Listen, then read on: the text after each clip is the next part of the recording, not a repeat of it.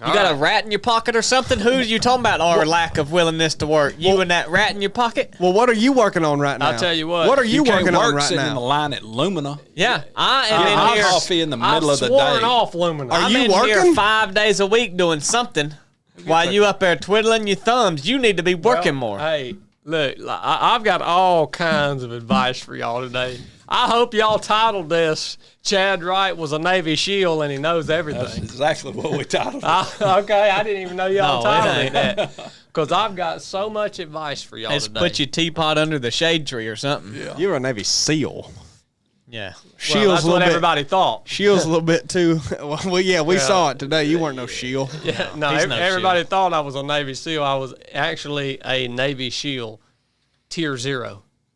All right, this is the first time I'm not even supposed to announce that. I signed a NDA saying I would never tell anybody that I was that, but I'm tired of it. I'm breaking free from the paperwork. Well, why would you? It's time to come clean. Why'd you let me be your teammate today? Don't act like you weren't on the shields too. You're in the space. You're in the space force, aren't you? Yeah, man. This is what happens to every company, everybody out there. This is what happens. No, it's not. You start off, you're Every daggone hungry. You look. You got no choice but to figure out what you can do, and you know what you do. You do what you can do. You hustle. You're hungry. Grind. You do what you can do, Hustle man. and grind. Right. Well, then you because of that, you experience a little success, and then over the course of a little time, you start to get a little too fat, and then all of a sudden you get to a level where you're not as hungry anymore, and you also have this mindset that everything has to be perfect. And it's funny that you get into this mindset that everything all of a sudden has to be perfect, because what got you there was actually what's perfect. It was imperfect in terms of, whatever. For us, the camera we used, or the editing, or the film quality, or whatever. There was all kinds of mistakes in it, but it was actually the perfect product, because that's what got you there. I disagree. I disagree completely with that. Well, disagree. We wanted to make it perfect then. Our ability to make it perfect, we did as good as we could do, but now we can do so much can do better, and so we do want it. to do as good as we I'm can. not just talking Exactly. about this in terms of us. I'm talking about this in terms of Well everyone. said. No, you're That- talking about. success- You said this happens to every business. Yeah, success will eventually paralyze you. All right? It's not paralyzing any of it. It'll I mean, move you away from your true gift, and it will paralyze you. I talked to a guy the other day that this is just a kind of a similar example. Have all you guys heard of Mr. Beast on YouTube? Yeah. He's supposed to have the largest YouTube channel. I've never I've heard never of him. seen any of his stuff before. But I was talking to one of the producers that helps him produce his show, and he said, I came in to this show and I realized how much waste there was. He was telling me all these stories of where they would go and book, like they would spend like $100,000 to book an entire arena, and then they would start planning the show out and realize they didn't even need the arena. He was talking about how there's just so much waste, and he started talking about how can we clean this up? How can we make this more efficient? How can we cut out this waste? And he realizes that if he injected that opinion, that if he injected that into that culture, that it would no longer be what it actually is. He was like, it's that mindset of we don't give a crap about pinching pennies or trying to do things the most efficient way or no. The reason that he got so big is because he didn't care about any of that crap. Why don't you go? And he just kept going. Why don't you go listen to actual podcasts with Mr. Beast and watch some of his videos and watch him talk about the early days and how he literally was the most meticulous perfectionist you've ever seen, and wrote full testimonials and a full downloadable, researchable guide to how to start a YouTube channel perfectly down to the brightness of the thumbnail. Why don't you read about that? That's who you're talking about. Hey, that's I'm just awesome. saying, you've got something in your mind that you like this angle you're taking with this, and it feels right and it feels good because you can pinpoint the problem that you think we're or anybody else is experiencing, and it's wrong. It's completely and utterly wrong. You guys, so you try guys to will get there one day. So you fit it into that cone as much as you can, and now you're mashing the top of it, and it's spilling out going, well, this is actually incorrect. I'm telling you right now. Literally. Don't forget. Why go past what Blake said earlier? We have the capability to do better than we used to, so that's what we're trying to do. Back then, when it wasn't perfect, we were trying as hard as we could to make it what it was. Now we're doing the same thing, and you don't like that.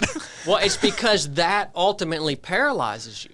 Who's paralyzed? That's the point. It's like when you get to that level where you think every new thing that you do, and again, this isn't just for us. This is for anyone out there.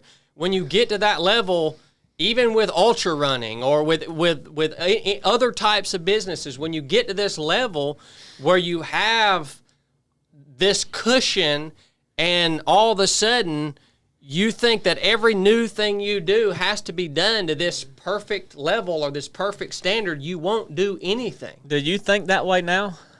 What do you mean? Like that way you're talking about? What? No, I don't think like that at all. I think it's a personality thing. I don't think it's a success thing. Because Well, you never think that way. No, I don't think that. And I've thought that way since we've started. I think that moving is always better than standing still. Like moving, even if it's an imperfect movement. Yeah. Like, but that's not what you're saying. Moving in a direction. But what I'm saying is a lot of times the whole idea of you have to have this perfect before you move, that will keep you from moving. Like, that's what I'm trying to say here. I don't know if you're trying to talk about this in the context of what we're doing or if you're just sharing this. I think it can apply to a broad range of people. Yeah. Like, I think that could be the case. I for don't some know. people. I don't know how there wouldn't be other people listening to this, looking at some aspect of their life, and they're saying, "Why haven't I started this thing yet?" Yeah. Well, it's because I'm not perfect at it, and that's why you haven't started it yet. Yeah. And you fall more into that trap the further you get along than when you first start, because when you first start, you don't have any. Well, if you're gonna start, you just got to start, right? But like, I know, as a matter of fact, we just had a student on the basic course this past weekend that talked about this whole, he had all this stuff listed out, for his ministry, essentially. It's like, you don't start because you don't feel qualified to make it as perfect as you imagine it to be. So you never freaking start, man. And it's just like, you got to move. You literally just have to move in a direction. Now, the direction has to make sense, has to fit within your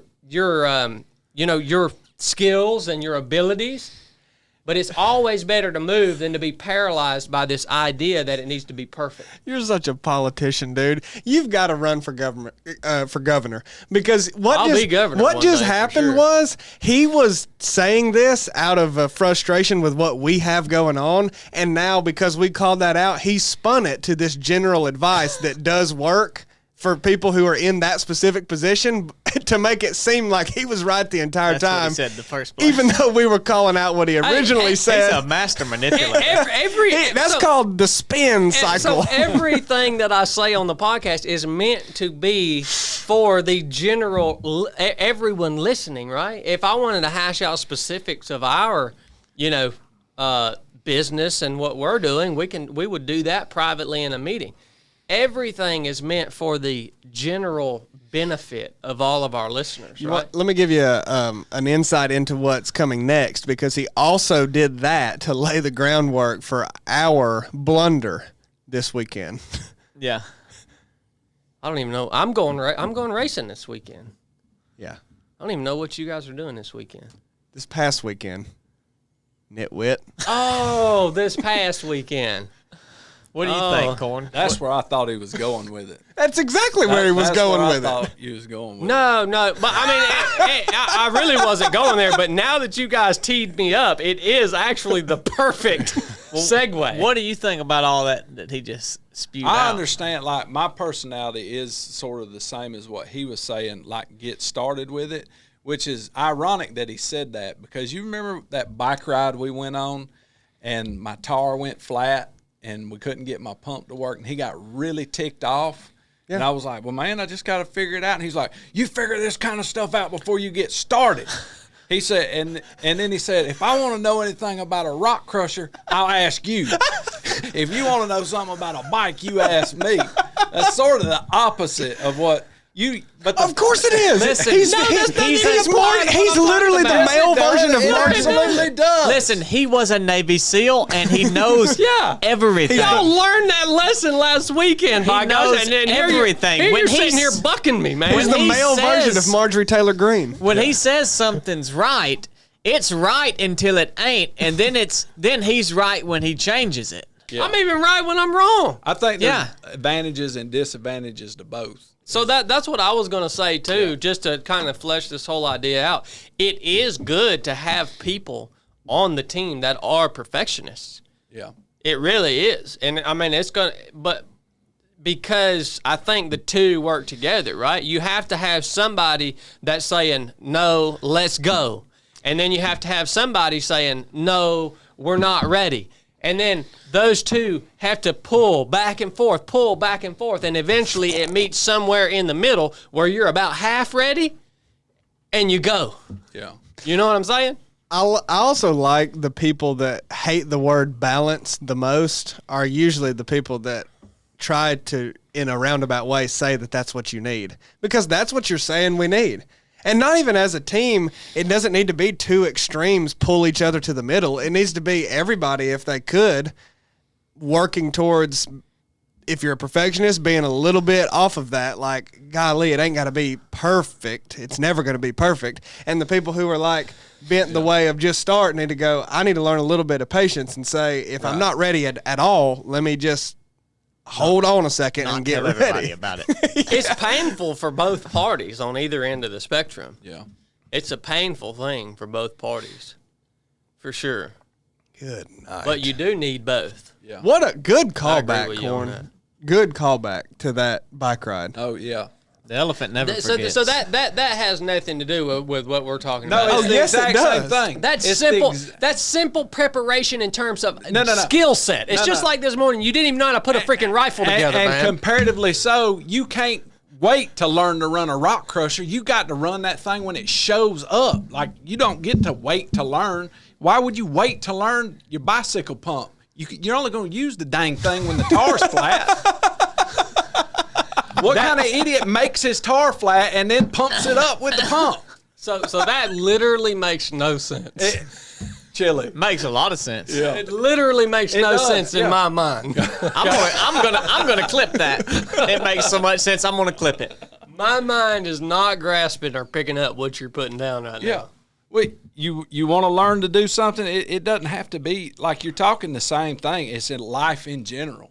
If you want to learn to do something, you're talking about just going ahead and getting started. Just get busy. Just do it. Just hop on whatever it is and go for it. Don't even check the tires if they're flat before you start. Just get on them. Yeah. Well, I don't agree with that, but that is something like I do. You know what I mean? Like I do. Yeah.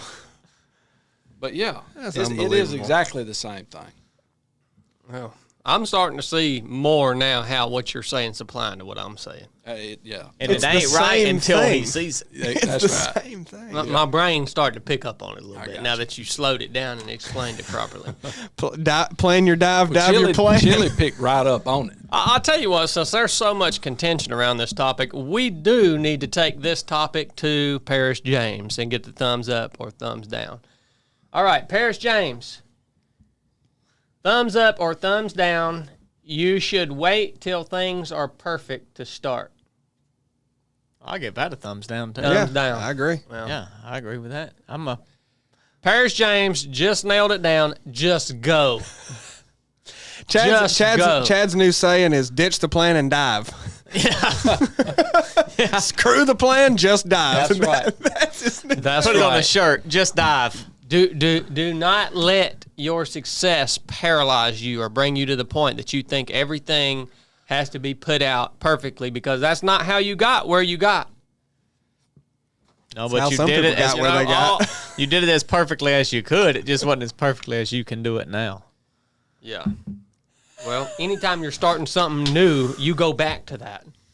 Well, hey, let's do it. I'll get my old camera out that won't focus and won't film over 10 minutes. And I don't know why you keep applying this to your own circle. Let's- because that's why you're talking about it. Let's teach him a lesson. You can teach this lesson easy. I mean, really, you can. Do you really think that you are anywhere close to being qualified to teaching me a Chili, lesson? you kind of did overstep it there. You know. Did you not see what this podcast is titled? As a actually, I did. Wow. And as a matter of fact, we will, and we will teach you a lesson about what you're saying. We will in the next 2 weeks. I know a good way to do it. The next 2 weeks? Yeah. Oh, gosh. I don't know if I'm ready for that, man.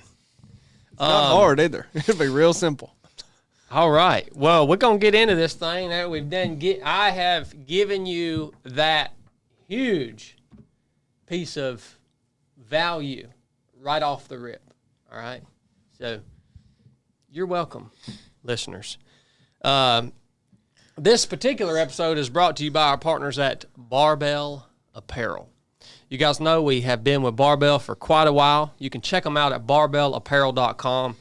They have the new Ultra shorts out, which is a running-specific short. I've been wearing those quite extensively over the last actually probably about a month and a half, since our trail race at Sloppy Floyd. Really great pair of running shorts with the features that you need and nothing extra, and which is good because you start piling a bunch of extra crap on a pair of shorts and they get heavy and cumbersome real quick. They have a really unique pair of jeans that they make out of a special fabric that is durable and looks like denim, but it stretches and moves with your body.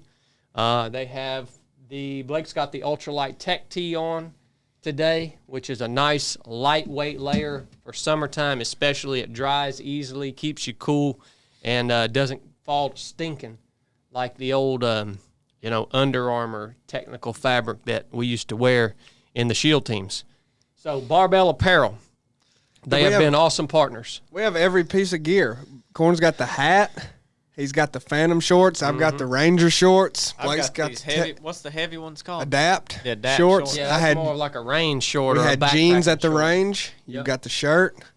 So y'all check them out at barbellapparel.com, man. If you're getting ready to update your threads, they're gonna have a bunch of stuff you're gonna be needing over there. Thank you, Barbell, for being such an amazing partner and for being a part of making these podcasts happen. It means a lot to us. The other big announcement that we have is for our Patreon members. My man Chili had such a wonderful idea of how we as a team can contribute to Patreon and give back to our Patreon members that support us here at 307 Project. And that is every Monday we are going to do a extra show after Monday meeting.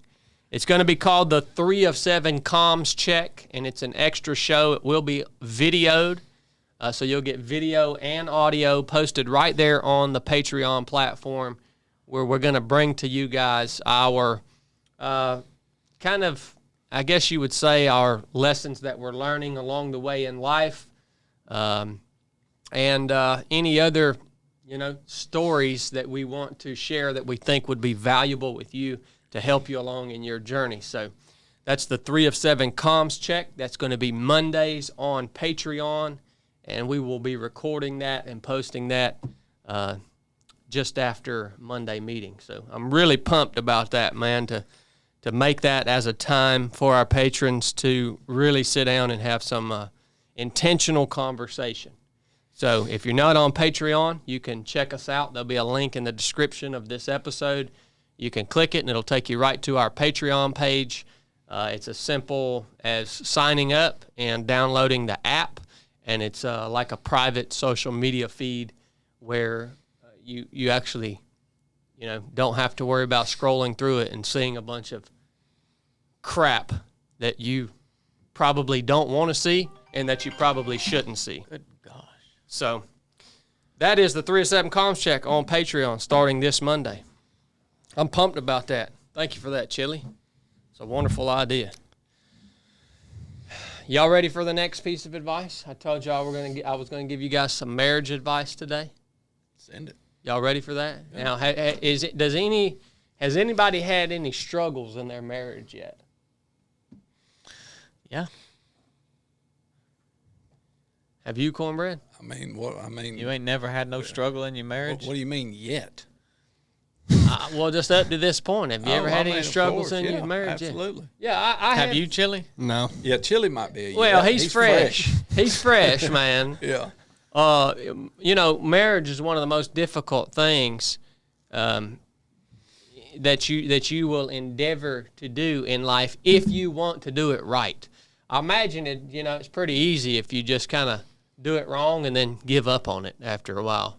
But if you want to do it right, it does take work. It's a challenge, and it is, I believe, for me personally, the number one opportunity for me to become or practice selflessness towards another individual who the Lord has made for me to spend this life with. And I was thinking out on the basic course this past weekend, the main thing I thought about was how important my wife is to me. And she's really important, the most important person in my life. She's not only my wife, but she's my best friend. Many times she serves as my counselor. She always gives me good advice when she speaks. She emulates what the Bible describes as a godly woman. And so I really appreciate that. And I realize that I have not been actually doing anything to, express how important she is to me. I might tell her that, every now and then, but she doesn't really get a lot from just telling her like, hey, you're beautiful, or it's hard for her to receive that, right? Saying like I'm your lover boy. Little lover boy. Yeah, I'm her little lover boy, That doesn't really do it for her, telling her No, that. it doesn't really. It just kind of makes her uncomfortable. I figured that'd do it So for her. I was out on the basic course this weekend thinking about all that, and then I started racking my brain, and I was like, well, knowing what I know about my wife and the things that she appreciates, what could I do to show her how important she is to me? Have y'all ever had that thought? Oh, yeah. Yeah, absolutely. Yeah. Well, have you implemented some things, Cornbread, in your marriage? Normally mine would be monetary things. Okay. Yep. I bought her a little trade day pit yesterday. Okay. A little dog from trade day. That's good, man. Yeah. And that's another thing. You have to understand what it is that your wife can receive. Oh yeah. In terms of showing her love, you have to understand that. So for Ann, it's gifts. Yeah. Right. Man. Yeah. I wish that was Brooks. Well, I'll have to admit it's easy on my part just to buy something. It is, man. And be like, here you go. It's good to be married to a woman that can appreciate a gift, as long as that gift doesn't have to be a diamond. Right. Or something like that. Yeah. You know what I mean? Absolutely. Yeah, that's amazing, man. You're a shed. Do you try to do that? Like, do you try to be conscious of that in terms of like, do you have a schedule for that, or you try to do it once a week or month? No, or it's probably few and far between. I know she likes little pit bull dogs. You know what I mean? So you buy her one every few years. And she'd been talking about getting one. she'd seen a friend of ours at. Oh, this is a real dog you bought her. Oh yeah. Oh, okay. I thought Yeah. it was a stuffed animal. No. Okay. No, that would be gay. She was pumped. Come on with that stuffy. She's like, oh, thank you, baby. And ever since we've been together, she's wanted a pit bull, but I'd been against it. Well, I'd got her one time before, and it growled at the baby, so I got shed of it. Did you kill it? No.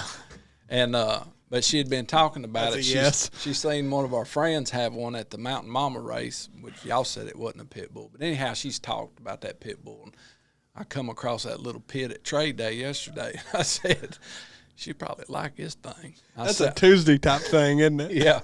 I sent her a picture of it, and, it was all the, and yeah, I want it, and this and that, which I never told her I was getting it. That's where you get your points. You just show up with it. She about cried when I walked on the porch with That's it. big, man. And my wife don't cry. Wow. Yeah, she don't cry. So it made her happy. What color is it? It's black. Yeah. I mean, you bring a dog home, especially the dog Yeah. that your wife has been wanting, and that's her. Yeah. That's her way that she really receives love. I mean, that's a big one right there. That's gonna It was a stuffed animal. that's gonna get you. I didn't He realize. don't understand nothing I say, didn't does realize he? what you were saying. Am I talking Russian I over mean, here? that's gonna get you by for a couple of months, maybe cornbread. Yeah, maybe so. Stuffed animal. Maybe so. Can you lend me a pencil? What about you, Blake? Well, Caitlin likes time, just spending time more than anything. I mean, you can get her flowers or whatever, and she'll appreciate it, but she's just spending time, intentional time, not just like being there, Yeah. Sending the kids off somewhere, going out to eat, doing something fun together, something like that. Sending the kids to school. Yeah, sending one of them to school, put the other one in the closet. So do you guys have a format for that, to where you stay up on that? Well, I mean, Mom and Dad actually are the ones that watch the kids the most for us. They'll watch them about any time we want. So, yeah, we do. Well, they're over there probably at least 2 or 3 weekends a month. So we'll have a couple days to ourselves like that pretty regularly. It's not scheduled or no certain time set, but, yeah. I mean, you think about really how important your woman is to you. Yeah. I'm talking about show Nuff. I mean, especially you guys, with having the kids and coming through all that, and not that Brooke's any less important to me, but I think that just deepens it, when you're actually raising a family together and go, man, I mean, when you think about how important that woman is to you, there's really no comparison on this earth. Like, I mean, what are you going to put above that woman other than your faith in the Almighty? Right, yeah. And it was just blowing my mind how important Brooke is to me, and I don't do nothing on a regular, intentional basis to show her how important she is. When you're around your family, you don't appreciate them as much as when you're gone. Yeah. And when we go on those trips, every time we go on a basic course or something, I think, I'm going to bring we're going to come down here, we're going to hike down to the creek, and all 4 of us just going to stay on the creek. I think that oh, man, that'd be a blast. Then you get home and you do other things and you don't ever do it. I told him when we got back, I said, well, y'all just tote your clothes and a little bit of food in your sack. We'll just go down to the creek there, and we'll just camp there for a night or two, and y'all just play in the creek, and we'll just spend a couple days down there. So we'll do that this summer. I'm going to make it a point to do it. But every time we go for 30 courses, I've thought, you get up there and you're like, I mean, this is really cool to get to do this, but it's even cooler to get to do it with your family. Yeah. Something that you enjoy, that everybody enjoys. Yeah, I mean, you kind of hit the nail on the head for me with that, Blake, and what I'm trying to drive home is, for me personally, if I don't come up with a plan and actually make a commitment to that plan, it goes by the wayside. Yeah. Just because of the pace we work and this and that and everything that we do, and everybody else listens the same way. I mean, nobody's life that I know of ain't busy. Yeah. Everybody's life is busy. You know what I mean? Yeah. And so I was thinking about it, and what my wife likes is like they call it acts of service. That's how she receives love. So I'm gonna tell y'all right now, I am the worst cook that I've ever known. All right, unless it's eggs. Yeah, you're good at breakfast. Yeah, you do a good Unless breakfast. it's eggs or a steak or something on the grill. But when you're talking about taking many ingredients, Like a meatloaf or something. yeah, and seasoning them and putting all this together and this and that, I said, oh my gosh, I know what I need to do for my wife. I need to cook for Need her. to cook a nasty meal. I need to cook. I need to learn how to cook, and I need to cook one meal a week for her. Like a bowl. like a show enough meal, not like a steak and a sweet potato. Like a show enough meal. Have an appetizer charcuterie board out there. Oh yeah, we hadn't went that far yet. Yeah, you need an appetizer. But I'm gonna tell you, when I realized this, I said, "Oh my gosh, this is what she would appreciate the most, is if I cooked a meal for her." And really, it is. There's nothing else that I could do for her that she would appreciate more than a really good dinner, because she loves to cook, right? But it's time consuming. So I said, "All right." This makes me nervous as crap because I don't know how I'm going to make anything taste good. I said, I'm going to go down. I'm going to cook for my wife every Tuesday night. I'm cooking every Tuesday night. And I found this guy on YouTube. I started looking. I said, okay, now I got to learn a new skill, right? I got to look up his Instagram here. Well, that's how you do it. That's how you learn a new skill. Go to YouTube. Yeah. Yeah, I mean, there's all kinds of cooking channels on here. I found this dude on here. His YouTube channel is Old School Soul Food. It's an old guy out in Texas, and I wanted to try my hand at a chicken vegetable soup. Never made a soup in my life.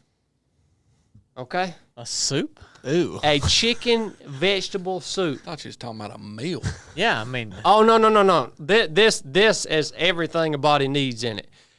I went home yesterday after I homeschooled my niece. It took me 4 hours to make this pot of soup. That's a serious soup right there. For soup? That's why Chad ain't got time to work, because he Nice. spends 4 hours making soup. It took me 4 hours to make this soup. Oh, my God. And the whole time I was thinking, this not even no guarantee this is going to taste worth even eating. Was it just because you didn't know what he was talking about? No, and you was it's because, look, I'm talking about making a meal, son. I'm talking about I had to cut up so many fresh vegetables to go in this soup. I was cutting vegetables for 45 minutes. Well, we should do another 3 hours and 15 minutes. I had to take the look. I'm not going to tell you the whole process, but there was many steps in making this soup. Right? It's like the easiest thing to make. no. dump it in some water and turn the heat on. No, that would taste like crap. I followed this guy's instructions. Look, this soup came out. I'm talking about off the chain, son. Did you make cornbread too? No, I have some fresh sourdough olive bread at the house that I sliced up, and you want to eat it with a crusty bread. Next week, Totino's pizza rolls. But I'm gonna tell y'all, this soup. Don't nobody do it better than you. I'm in. I'm in. And boy. that's what it's called, chicken vegetable. It ain't got no fancy name. Nope, like you can look up. You can look up this guy, Old School Soul Food. He does fried pork chops, soups. He does fried chickens. He does ribs. He does it all, man. Look. And and in the description he puts out all of the steps and all of the ingredients. So when you're at the grocery store, I'm going to tell you, I did so good on this soup. I'm going to cook again tonight. Did y'all eat all the soup? No. You got some? Look, and that's another thing. I made up my mind on Tuesday nights when I cook. I'm always going to cook a meal that travels into the next day with you. There you go. Yeah. I'm always going to, because I'm putting so much time into this, you know what I mean? Look, he said, all right, I'm going to start cooking. What could be these things? Like, got to be soup. And he No. said, oh, yeah. He said, I'm going to spend a lot of time in here, make it seem like I really, and then I'm going to play it up on the podcast. Look, you can ask anybody who knows how to cook a real soup from scratch Dad, how long it takes. what do you think? Well, yeah. Have you tasted his cooking? Hey, Dad can cook. Yeah. Look, okay, no, I'm not even going to start on that. Put a little rat oil in it. Anyways, the whole reason for this conversation, listeners, is to hopefully make y'all think about how important your woman is to you. This was a waste of And 15 minutes. And then make you think about going and thinking about how you can do something to serve her, and in whatever way she receives that, to show her how important she is. And that is going to, and it's funny that Chili says that this is a waste of time. Yeah, let me tell you why. Because I'm here my role today is to expose you and everything you're trying to do. All of this was to brag that he cooked for his wife. That's the whole point. We spent 15 minutes building this up so he could say, I made a soup and it took 4 hours. It's in the Navy SEALs. This is Dude. Another thing gone. What else? Go ahead and start something new. I'll expose that too. This is the main thing I think that men struggle with is their marriage sucks, and they can't figure out why. When I think the answers are right in front of you. A lot of the times, you know what I mean? Yeah. The answers are right in front of you, and let me tell you what: if your marriage sucks, your life is gonna suck. It just is. That's why it's so important to make investments into it, man, in my opinion. What do you do for Courtney? Well, hold on, I'm not done exposing this. I like the idea of a formatted. he wants it to be a formatted, structured thing you do for your Think wife. ahead. Well, how many? He said, "What kind of schedule are you on, Corn, for whenever you're gonna act out?" Yeah. I mean, what is that? You know why? Corn just does it. He don't think about it. Well, you know why I have to do that? Because it's so a lot of times my default is to just get into my own little world, and then I'll just only be thinking about what I got going on. Like I can get so into my own little world, and really that's usually where I personally am the happiest, when I'm just in there, thinking about, what do I got going on, you know what I mean? It's easy for me to live there, Yeah. Something. And the next thing that I want to hammer down on today's podcast, I tell you what, there's so much value coming through on this show right here today, mainly because of you guys. Deflection. There's so much value coming through on this episode today. I thank the Lord that He's given us the opportunity to share these things through this podcast, and I appreciate you guys listening. But what I want to hammer down on, it has look, don't try to make this about our own problems, okay? Don't try to make this about our own stuff. I want to hammer down on the question, when is the Almighty telling you something?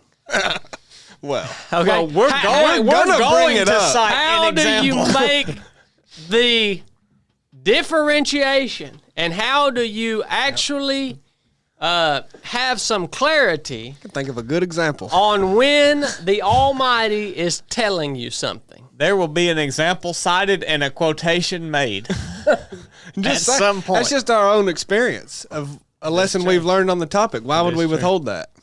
So It's not making it about yourself or your own problems. It's just saying, well, here's what I've experienced that can relate to that question. It might he help didn't somebody. want that example brought out. Oh, well, it's going to be. And I think that we've already talked about it on the podcast before of how does the Almighty communicate with His people, and primarily through the Word of God, right? Primarily through the Word of God.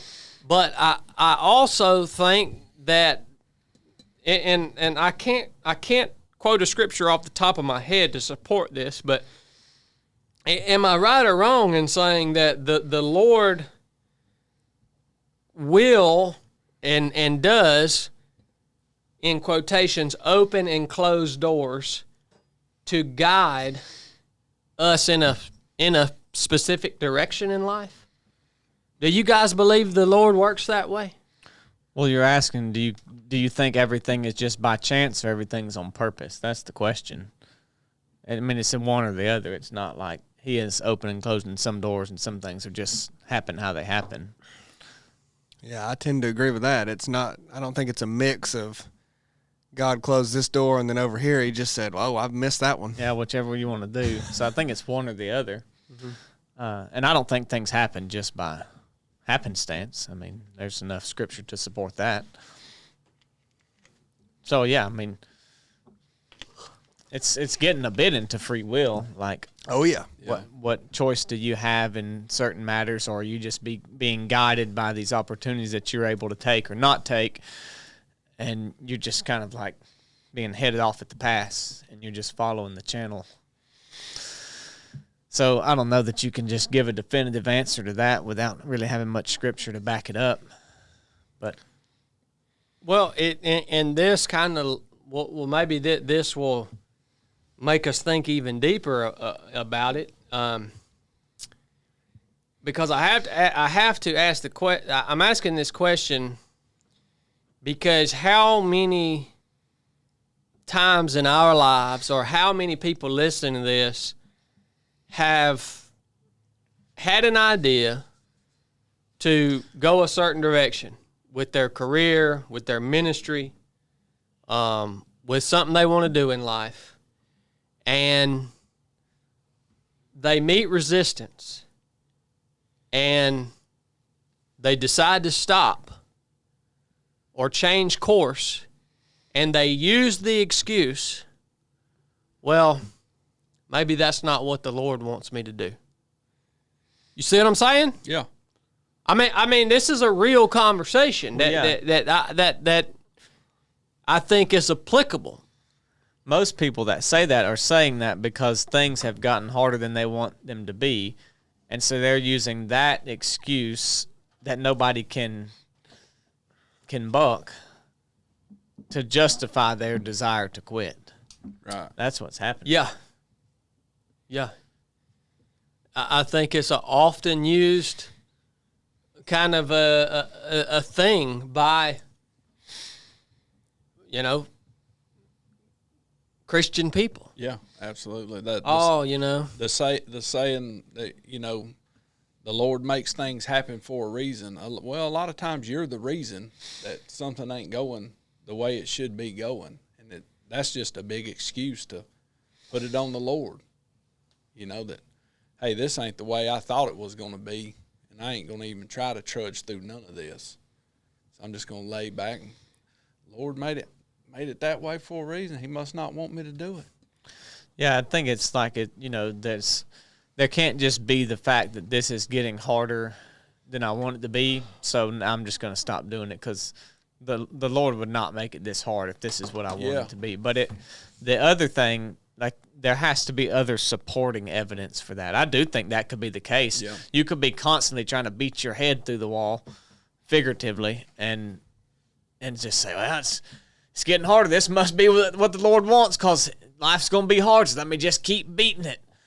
But there could be this other thing just glaring that's also in line with, hey, it's really hard, and this over here, and I see another avenue, and maybe that's where I should go. And I don't even know that you would say that that's the Lord guiding you, but that you would just say that you missed what you should have done in the first place.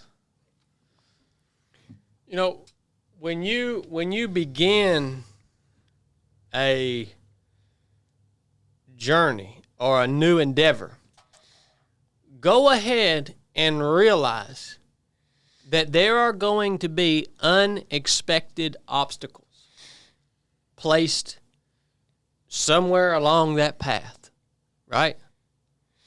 And some of those obstacles can and could be insurmountable. I acknowledge that, right? Right.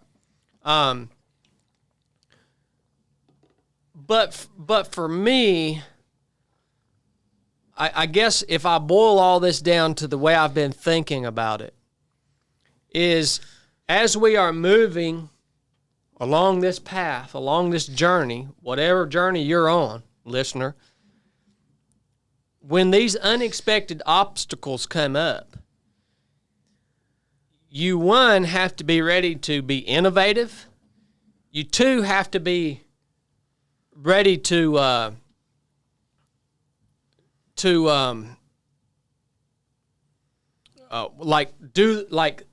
the work to either go around or through or find some other way. And you have to be willing, right? You have to be willing. And I just think that so many people have stopped in life because of this obstacle. And they stopped prior to honestly utilizing their brain and their will to exhaust the evident options. You see what I'm saying? Yeah. I think it's a very common thing. And for the Christian, usually they will fall back because of their own lack of willingness or their own lack of innovation. They will fall back to, well, it's just ain't what the Lord had for me. Sometimes it ain't what the Lord had for you. But I don't think you can make that assumption until you have exhausted your own, what you have in your own control. You see what I'm saying? And so, it's something to think about, man. Yeah, I mean, you have to be guided by the Holy Spirit constantly, not just when things get hard or not just when things get easy. Right. And that's like, you can't make a determination of something just because something's hard. I think you should always be in relation and in communication with God through the Holy Spirit for life, for whatever is going on. And sometimes the path changes because of that. Not because, the path can change. What you set out to do can be different than what you end up doing. Because the thought of doing that thing started you out, and somewhere along the way, some other idea came along or something else happened, and you can, I think that those things are from the Holy Spirit in my life. Right. Yeah, that's a good point. I think it's great advice and whatnot, but I don't think we can discern how someone else is being led. It's really easy for me to say, oh, James over there, he was just completely wrong about what was going on. I don't even know why somebody would think that way. You would want to help and talk with them and be along with them, but we're really quick to jump on somebody and say, well, God didn't tell you that, or, you're not being led that way. Yeah. But I think you ask the questions, are you praying about it? Are you in the Word? Are you comparing it to the Word of God? And help somebody. But I don't think we should be so quick to say, now you just can't. Look, some people can use it for excuses. They can use, well, if the Lord's willing, I'll do it. And that just becomes a saying, and it's an excuse. Or people can say, the Lord might not want me to do that, or he might want somebody else, and it just becomes just a saying. But there's some people that ain't just using it for a saying. Mm-hmm. There are some people that are seeking it constantly, and we can't discern who is and who isn't. You know?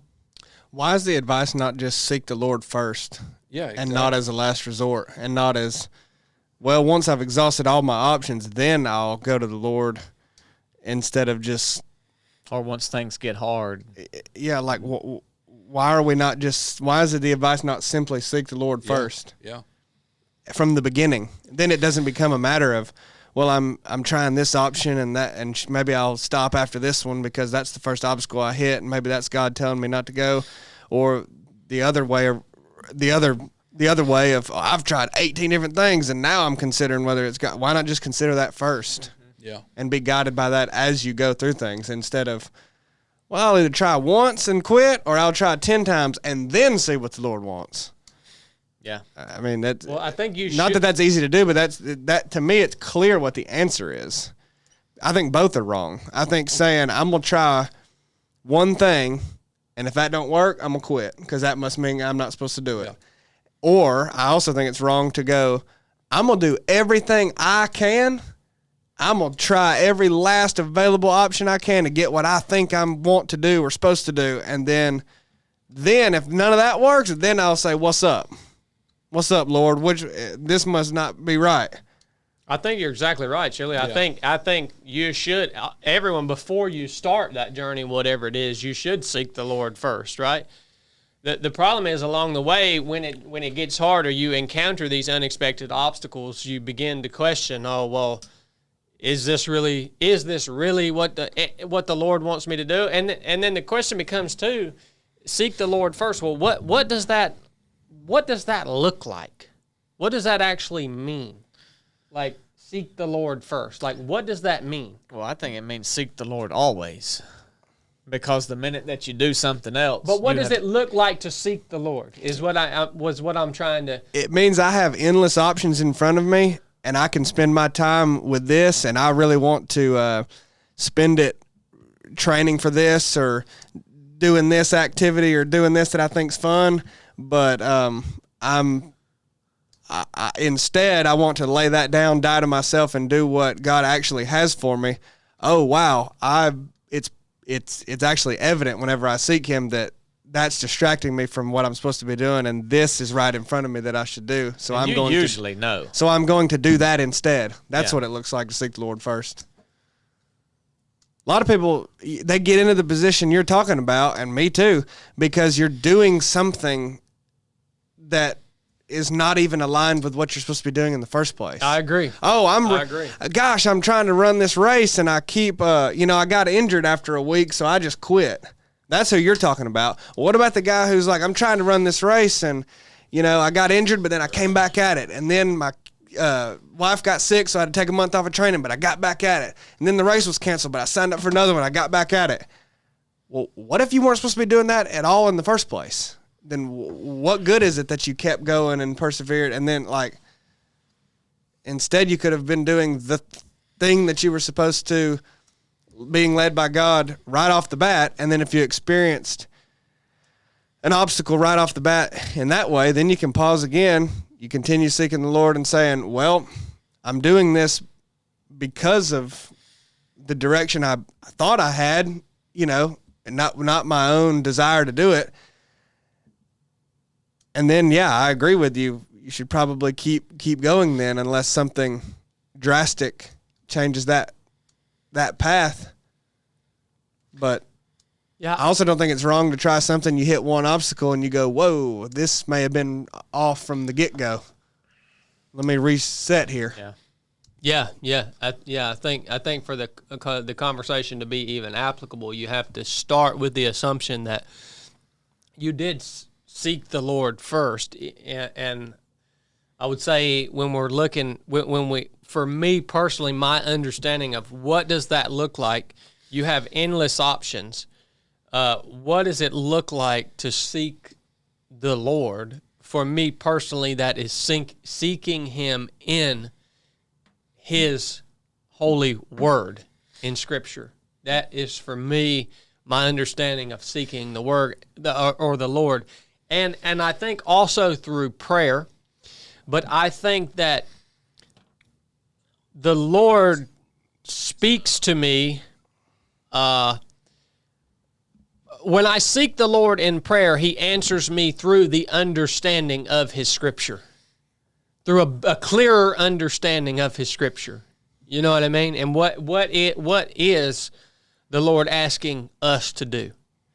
And I try to bring this whole conversation in my mind. I'm just like tossing it around, thinking about like the biggest example for me in my life, or the most clear and distinct example, is when I tried to become a SEAL, and I encountered an unexpected obstacle, which is which was a heart condition, but it's so strange to apply this to my life back then, because I wasn't seeking the Lord on whether or not I should go and become a SEAL. That wasn't a part of my thought process back then. You know what I mean? It was just my own desire. But then at the same time, I also must believe that it was the Lord's will for me to go and do that, even though I wasn't seeking Him on that. Or that's it's tough to think about, like what was going on there. Yeah. But I encountered this unexpected obstacle, and when I did, I didn't just give up on that direction right off the bat. It was hard and it sucked, and I thought about giving up on it, but ultimately I didn't. You want to tie it all back together? Yeah, it's tough, If man. you want to tie it all back around, if you're trying to seek the Lord legitimately and genuinely, and you still go, well, I can do 18 million different things with my time that all seem good. Well, what do? Do something. Don't be stagnant. If you are trying to seek the Lord, but you still go, but I still don't know exactly specifically what that means. Like, I know kind of this is right and this is good and this will be good, but He hasn't spoken and said, do this with your time. Well, then do something. Do what you know is in alignment, even if it's not the perfect thing, because you haven't, you know what I'm saying? You're not going to get these clear instructions. Yeah. Don't wait for the perfect time. Do something. And then by just taking action in alignment with what you know is right, I think you will find more answers than you would just sitting there and waiting. That goes back to that first conversation, Bubba. Well, and you're bringing this really down to the practical level right now, Chili, because you're right. Even when you have been seeking the Lord in His Word, and you come to that determination of, okay, this is who the Lord has called me to be, well, then you say, well, what is the conduit for me to be able to live this out in my life? What is the activity, right, that I'm doing with my time?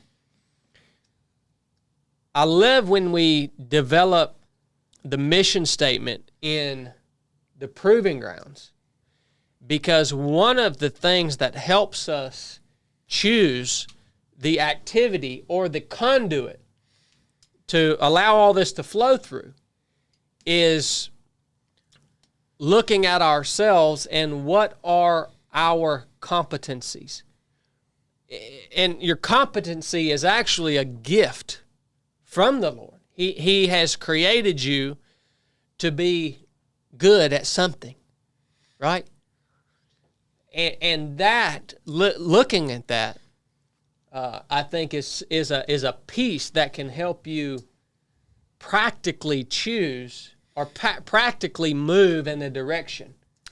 And a lot of people should start where they're already at, because they're probably working a job as you're talking about this, and they don't feel like it's fulfilling. So they say, well, what is the avenue? I'm searching for that other avenue that, like, it must be to go do this.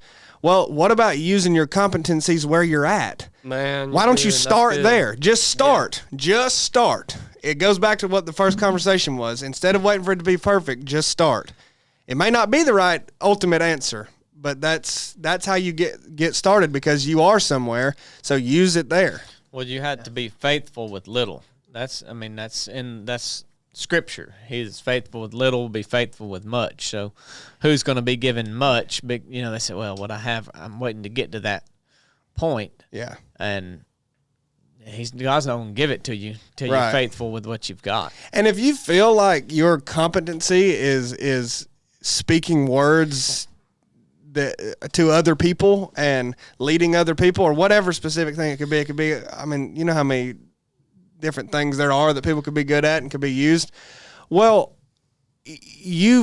most people, oftentimes, that's probably what you will get from the Lord, or what will be revealed to you, is what you're good at, not how you're going to use it. But some people, that's where you get yourself involved, and you go, so that means I'm supposed to use this like on big stages and stuff. Like I'm good at speaking and using my words and articulating things and helping people understand and teaching. So that means like I'm going to be a big teacher and preacher. Like, I got to get out of this office so I can go do that. And it's like, hey, man, all that's been revealed to you is you're good at speaking. Nobody said nothing about you're destined for some big Billy Graham life. Yep. You know what I mean? Yep. Like, you might should try to use it where you're at. Yeah. And that might be all that you're ever supposed to do with it. And that's that true. seems small to you, but it's not small. That's true. I don't know. I I think remember when I was working at TEC, and I guess sick of working there, and I think we might have, maybe, I don't even know if we'd started 307 yet, but obviously didn't have the desire to be there, really to be doing what we're doing now. And I remember that's what Paul Wilder told me at one point. I was talking to him, and he said, well, he that's faithful with little will be faithful much, or he that's faithful with that which is another man's, be faithful with that which is his. And so I just started a Bible study there at TEC, and 1 or 2 weeks or days a week we would meet up at Chick-fil-A, and I would just lead the people through a Bible study, and there ended up actually being a lot of people come to it. And so you just have to, that's just my experience validating Chili's point, that you just got to start where you're at with what you have, do what you know with what you have where you're at to the best that you can do it. And man, when I see people that are doing that, to me, it is the most inspiring thing to watch. I have a good friend named David Charbonnet. Many of you guys listening to the podcast know who David is. David and 2 other guys run a Bible study for the Buds guys at the Naval Special Warfare Compound on Coronado Island. They run this Bible study for these guys week in and week out, and I got to attend the other day. And there were like 5 or 6 people show up. And nearly every one of them were guys who had quit. There was hardly a single, there might have been one there that was still in Buds. The rest of them were all quitters. But he's driving an hour from his house to host this Bible study for a bunch of dudes that have already quit, or a few dudes who have already quit.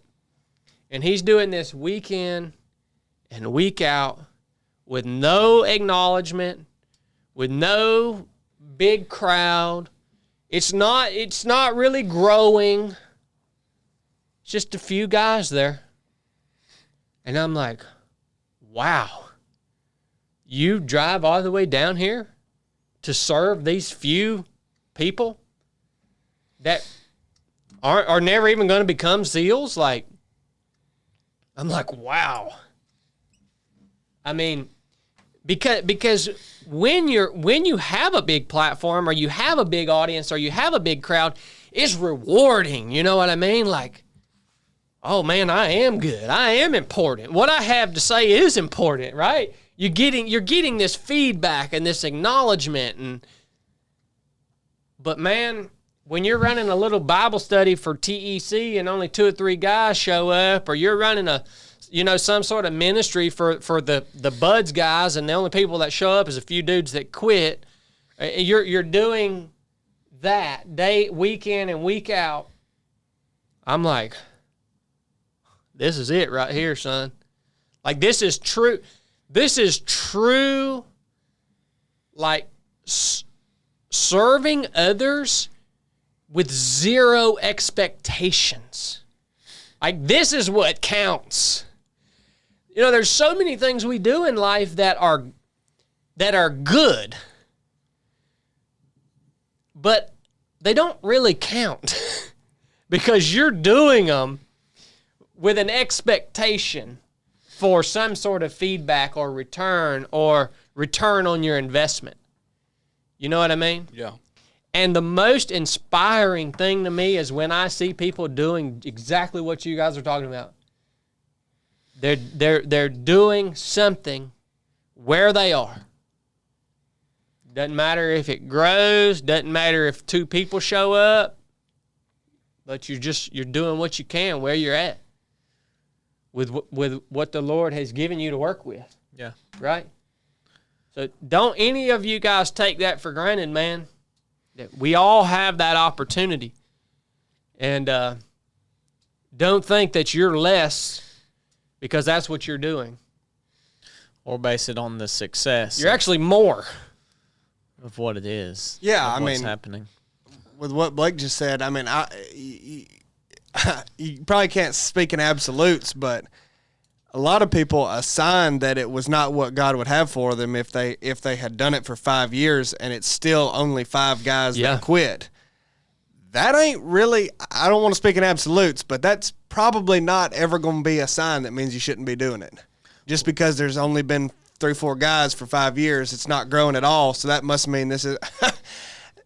Don't discount those 3 or 4 guys. I agree, man. I mean, I'm just saying, maybe it is. Maybe you shouldn't be doing it, but like, I don't think that's going to ever be a sign that you shouldn't just because it's not growing like you want it to. Well, I've cited Noah several times, but Noah shared what God told him for 120 years, and how many people got on the boat. Oh, yeah.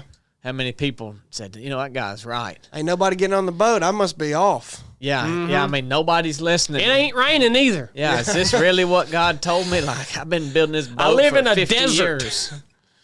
So I'm going to go ahead and tell you 100 years in, I would have said, it ain't freaking rained yet. yeah, This is not That's good. a great example, Blake. Yeah. That's a great example, Not man. good. yeah. There's another Old Testament prophet. I can't remember who it is, but he preached and shared the message God gave him for like 28 years, and the Bible says not one came to repentance. He did it for 28. Yeah, I mean, Yeah, so he must have been doing the wrong thing, yeah, he had to have thought like, Yeah, and I think there's so many examples that, especially looking at the Old Testament, it made me think about Elijah. When he was being run down and there was even a time he said, "Look, I'm the only one left. I'm doing this for no reason. Just go ahead and kill me." Remember, he laid down under a bush and he was ready to die. He said, "Look, I'm the only one that's left even cares about any of this stuff." yeah, This is where He was wrong. This is where talking about living to a standard and not a result really actually matters. I mean, it matters in a race that we talk about, well, dang, I got halfway through and knew I wasn't going to win, but I kept working, to finish. yeah, I mean, that matters, but what really matters is, dang, I got 5 years into this ministry and there's 3 people in it, so crap. yeah. Not that guaranteed you should continue it. Maybe you're being called to something else, but the fact that 3 people are there is not a reason. You're right. To end You're it. right. I mean, that's the whole result mindset of, I'm not going to win anymore, so. That's the reason to keep going if 3 people are there. Yeah. That's 3 people. I mean, It's very counter message though. You know what I mean? well, if you hear 2 pastors talking, You've said this so many times, Blake. what do they say to each other? The first thing. What do they ask? You got. Yep. I mean, And how many got saved at that last event y'all had? Yep. It's all about numbers. They're sizing them up, putting them in this box. It's always not very successful. Or mine's more successful than yours. Yeah. Good stuff, boys. I appreciate that, man. I enjoyed that conversation. I do want to get around to seeing what our Patreon question of the week is for this week, though, Cornbread. Absolutely. This comes from Nick Gerber. I'm looking to buy a new four-wheeler. I'd love to hear you guys talk about your favorite ones over the years and what brands you trust the most. We were just talking about Nick Gerber We sure were. coming home from LPO. the basic goal. Yeah. Oh, Nick, man. He said he's a Honda man. Oh, Nick. That's a good dude right there. Yeah. Well, hey, that's an easy question to ask, Nick, or to answer, and you're already in the right direction. Honda. Honda is the Toyota of the four-wheeler world, all right? You will not catch me buying any four-wheeler but a Honda.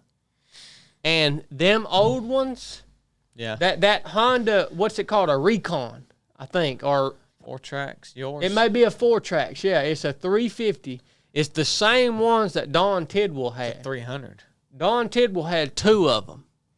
And we used them on the farm when I was growing up. They sat outside, never once had an oil changed, never once had a maintenance done.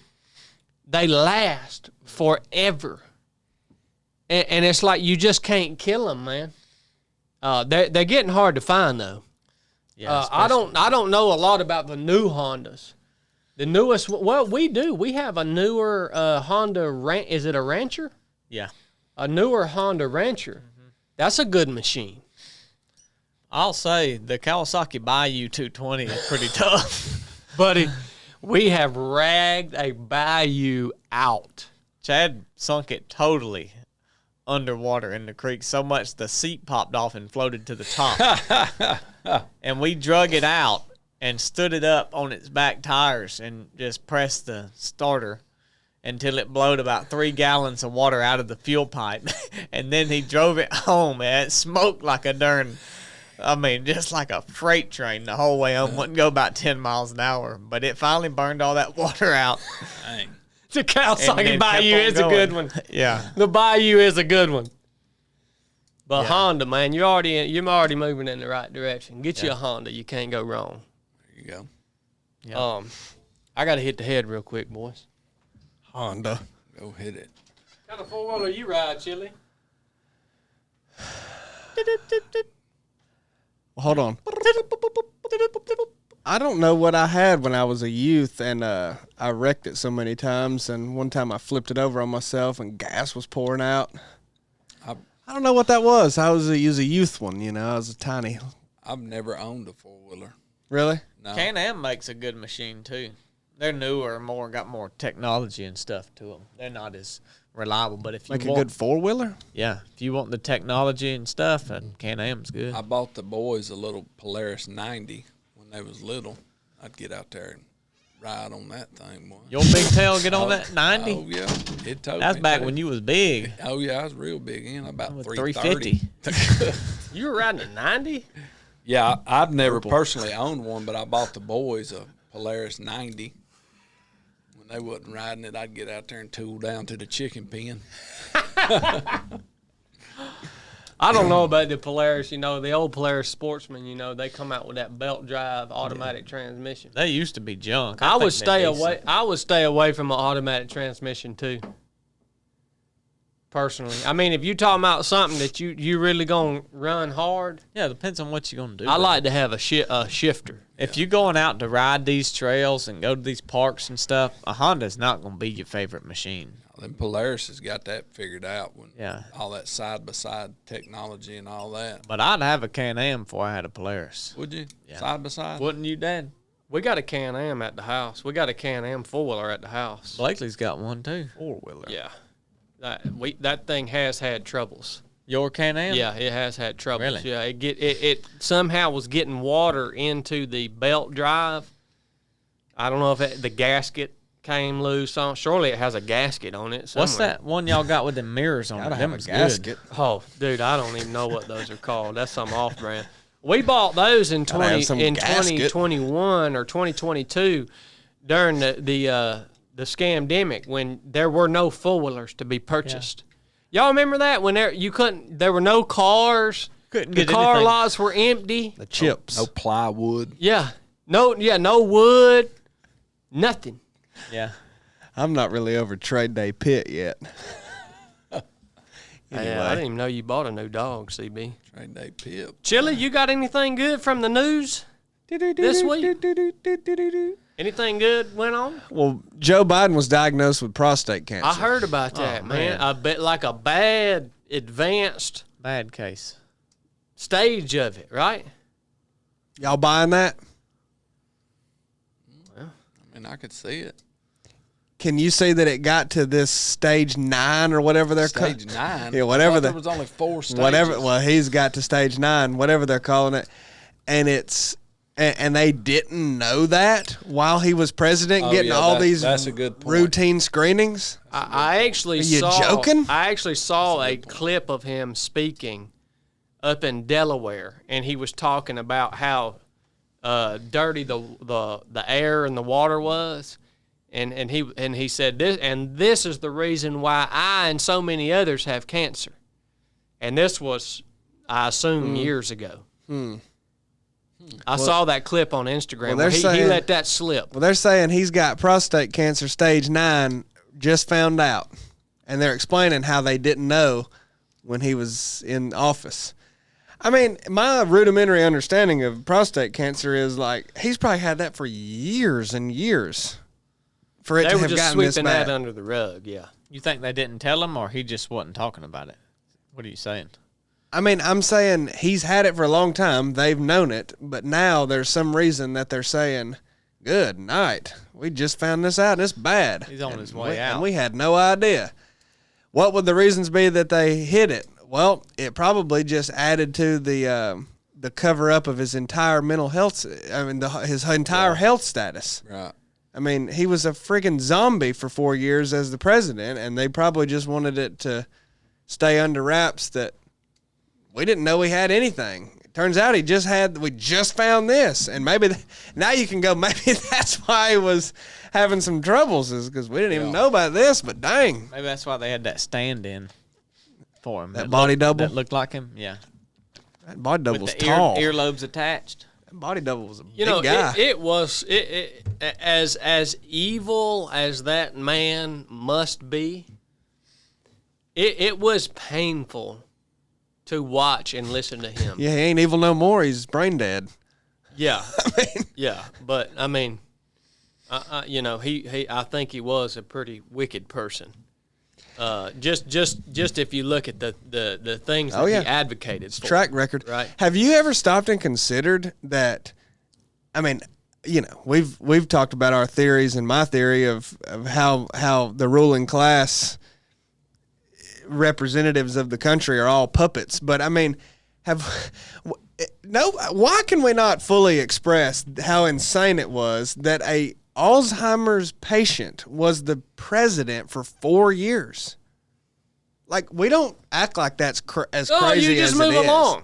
I You mean, just move along. That's insane. Yeah. Anyway, we just kind of go, well, But he was duly elected. yeah. You know, the people elected him. Well, moving So on to right our there. current president, Donald Trump has lots of big things going. Tax cuts are coming down the pipe, he said. More bread? More breadcrumbs? Tax cuts, man, we're going to cut them, and they're, you know, the Republicans got the House and the Senate. They unifying. They saying we're going to pass them things. No tax on OT. We'll no see. tax on tips. We'll see.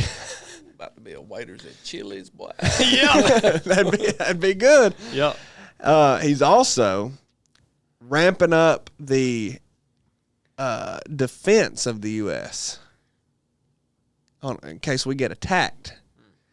You know, have you ever stopped and wondered why the why Israel has the most sophisticated defense system of any country, and it was all paid for by us, and we don't have it? Yeah. It's an interesting question. Well, we basically funded the entirety of the Iron Dome that protects Israel, and now Trump says we've got to have that too, the Golden Dome. Well, we're entering the golden age at some point. The Golden Dome. Okay. And he's commissioned, I wasn't going to announce this, but since you felt bold enough to announce the Navy SEALs, I did want to say that he has commissioned me as the head of the Space Force to head up the construction of the Golden Dome. Golden Dome? Good. Where are you going to find time to do that, Chili? So the branch responsible is the Space Force, and, of course, me as the head. I actually kind of like this job because it gets us out of this outer space, which is fake, by the way, and lets us do something real on the ground, some real defense. So I'm looking forward to it. It's going to be hard, but... Are you going to partner with the SEALs? No, the Navy SEALs aren't going to be involved in this. They're not? No, the Navy SEALs will get involved if we ever, go to war. Yeah, we'll get involved, but... Yeah. No, they don't. Is it going to include the barrier islands that we own, but don't want to be states like Puerto Rico? We haven't. We don't have confirmation from Donald yet. Okay. I don't know. It's you know what I think, you don't want to be a state. You're not in the Golden Dome. You know what I've never really stated this before, but you know what I think Donald Trump is. He's a riverboat casino. I think I can sum him up. I mean, what do you mean? What is he? In one compound word: windbag. I think Donald Trump is a windbag. He's like a carnival barker. I mean, he's a casino captain. He's the guy that goes out and is like, "Ha, let's make some money." I mean, he's just a dude, who's getting rich, and he's a cat.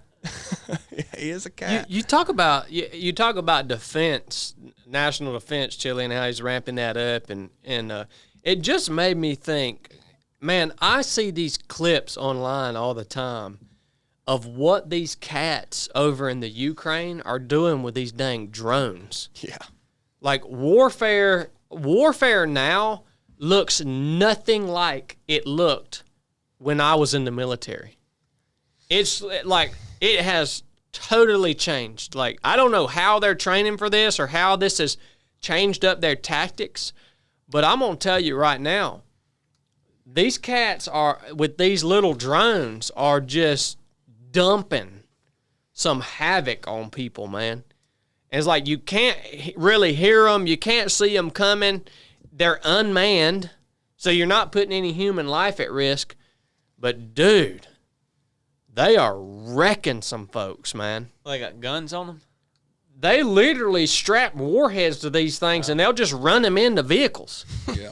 Like they've got them to where they're dropping bombs with them. They're dropping dang thermite grenades on people. I mean, they're like raining down on some folks, and there's obviously the pilots behind the screen, so you're putting no human life at risk. I imagine you can't detect these things. They just drop in on you, and you're screwed, man.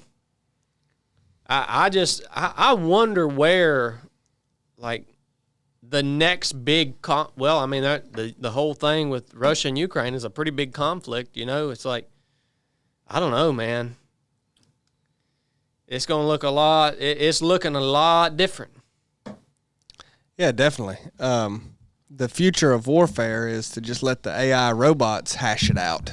Yeah, that's what's coming. Just leave the humans out of it. Why we got to die? Who can build the better bot? They got all the missiles and the drones and everything, the jets that can fly themselves all hooked up to it and say, this is our objective right here.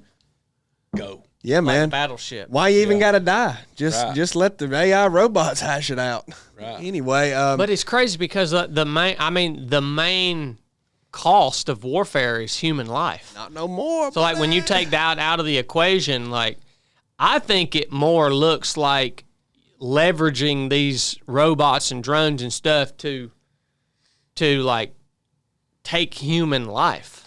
Like, Nah, what I'm saying is once the Earth is depopulated, then you'll see the AI robots hash it out.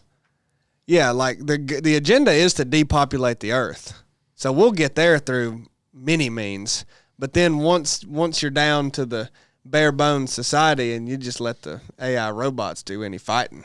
isn't the human race already in population decline? Are we there yet?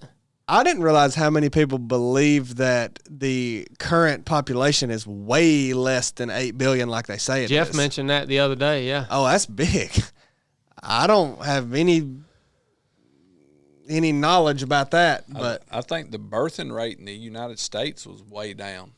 Nobody's having kids anymore. Yeah. yeah. And if they are, it's just one. I mean, it's got to be in decline, I would think. Just looking around me. Dog parks are going up, though.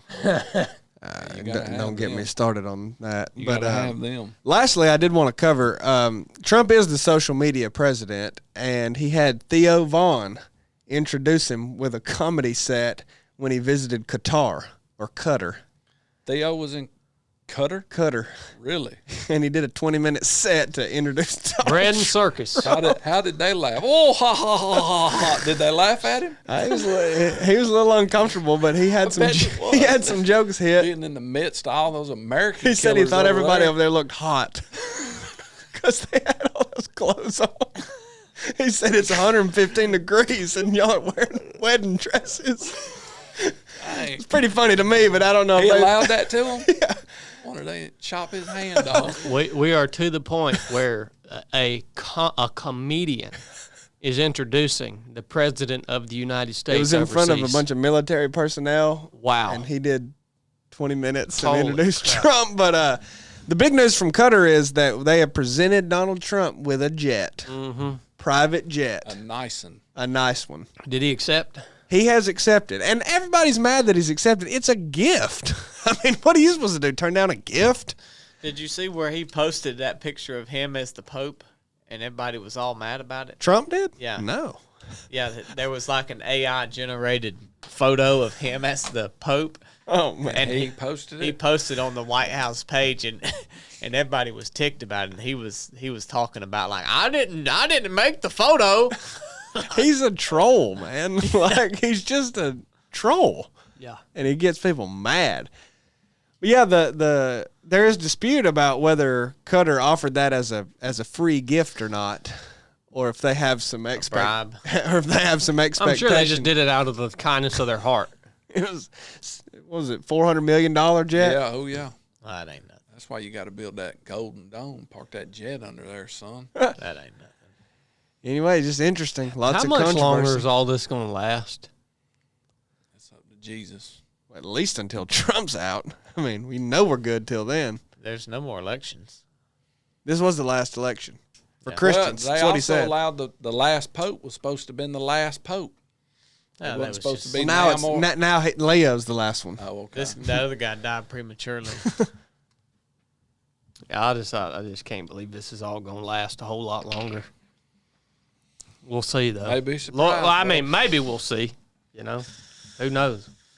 You never know when you're going to be saying bye-bye to this place. CB, you got anything for us?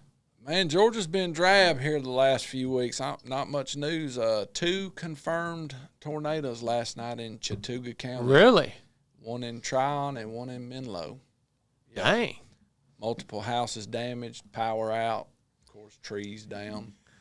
I think the one in Menlo might have been a little bit worse than the one in Tryon. Like, No deaths. like 5 That's people good. that live in Menlo. Yeah, Did y'all see that big tornado that tore up St. Louis? I did. That thing was humongous. I Lord. saw Andy Frisilla posted a picture of it. He took a picture of it. You know, it was back in the background Right. from their HQ there at First Form. Looked like that jacked some stuff up, boy. Yeah, tornadoes are bad. If a tornado drops on your head, son, you done had a bad day. Well, Georgia's well out of tornado season right now. It's usually the first week of April. Really? Yeah, through about the middle of April. That's our peak season. Now, I mean, we could have one any time, but it's rare to have this many in May. The storms have been bad. Yeah. It's that Thunderstorms. it's that polar vortex. And Donald global Trump warming. needs to get a hold to that polar vortex and keep it up there where it belongs. Creation itself is groaning. See that? Oh, my word. He sure did post that, didn't he? Trump is the Pope. All right. He's a good-looking pope. Creation itself is groaning. Yeah. Man. That's for certain. We got super chats, right, Blake? Yep. You guys don't forget about the 3 of 7 columns check coming up on Patreon on Monday. And again, Barbell Apparel is bringing this episode to you this week. We're about to hit our super chats, if we got any. Yeah, you know Marty Bingham. He's always here. Oh, I Lord. remember him. He came in at $9.99. Watching Chad trying to get 10 gallons of hind end into a 5-gallon kayak tells me that he needs to add a can of lard to his packing list. He's going to get stuck without some grease.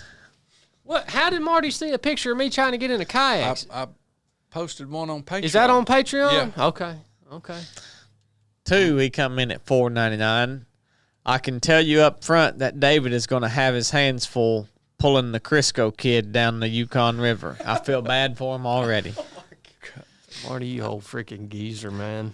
Then he come back in at $9.99. David should put Hollywood up front so he can watch him. Otherwise, he will be taking selfies and doing kayak talks the whole trip. That's the truth. Marty's on you, bub. You about to have to even up with him. I'll see him again. Lunch lady arms is one of the best insults. Well, I'll see you again, Marty. You just keep taking pictures. We had Paula Skeen come in at $1.99. Chad is flustered again. Yeah. You know what I got to say about that. It was Paula Screen. Thank you, Paula. Little Virgil come in at 99 cents Oh, my gosh. Little Virgil's back. with that coin emoji with the star on it. Yeah, I knew He when was come gone back, for a it'd be while. that. He was. It's sad. LV must have found his way over to the new channel. Paula Skeen come back in at $4.99. Always fun to poke the old bull a little and get him worked up. Appreciate y'all. I know it's Wednesday, but love Monday meeting. Paula doubling down. Paula Skeen. What's the last name? What's one name? Pauleskine. Paula Skeen. Okay. Y'all can call him Paula if you want. Coming in with $4.99. Put that on your mortgage. Aaron Brown coming at $4.99 said good night. There you go. Is that the mailman? Yeah. What's up, mailman? Little Virgil come in at 99 cents and he retracted his message. I don't blame him. Yeah.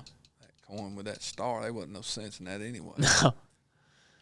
Gatekeeper Radio 347 coming in at $1.99. It ain't raining yet. It ain't raining yet. Yeah. That makes total sense. Huh. Yeah. Thank you, Something to Gatekeeper. think about. Thank you, Gatekeeper. Red Lightning come in at $4.99. No message. Red Lightning. Thank you, Davis. Weiniger. Thank you, Davis. Millstone Rescue and Relief, $20. I love this conversation. I question constantly if I'm doing what God has called me to do. Love y'all.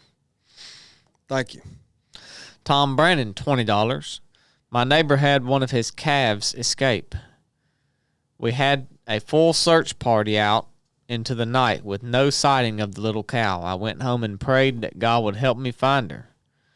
He came back in at $20 and said, I had a dream that night. I clearly saw the cow in a spot in the woods that I know well from hunting.